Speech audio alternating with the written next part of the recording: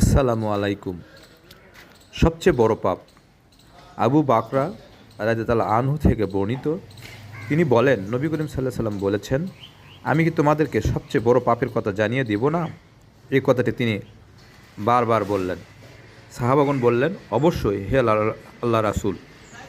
রাসূল সাল্লাল্লাহু আলাইহি সাল্লাম বললেন, আল্লাহর সাথে শিরিক করা ও পিতামাতার অবাধ্য হওয়া। রাসূল সাল্লাল্লাহু আলাইহি সাল্লাম হেলান দিয়ে থেকে সোজা হয়ে বসলেন। তারপর তিনি বললেন, তোমরা মিথ্যা কথা বলা থেকে সাবধান থাকো।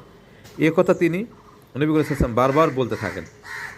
আমরা তখন বলতে থাকি, আফসোস, তিনি যদি চুপ করতেন তাহলে আমাদের জন্য মঙ্গল হতো।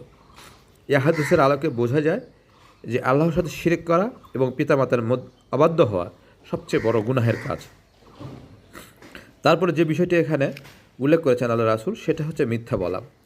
আমরা কথায় মিথ্যা বলি, দুনিয়াবি সামান্য একটু স্বার্থের জন্য আমরা মিথ্যে বলে থাকি, অথচ সেই মিথ্যার কারণে আমাদের সবচেয়ে বড় ক্ষতি হয় এবং শত্রু তৈরি হয়ে যায়।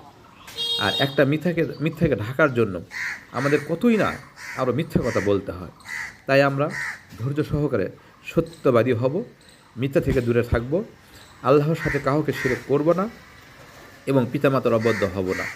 কারণ আমরা যারা পিতামাতার অবাধ্য হচ্ছি, আমাদের সন্তানেরাও তাদের পিতামাতার অবাধ্য হবে। পরিণতি হবে খুবই অশান্তি। আল্লাহ আমাদেরকে এই হাদিসের আলোকে চলার তৌফিক দান করুন, আমিন।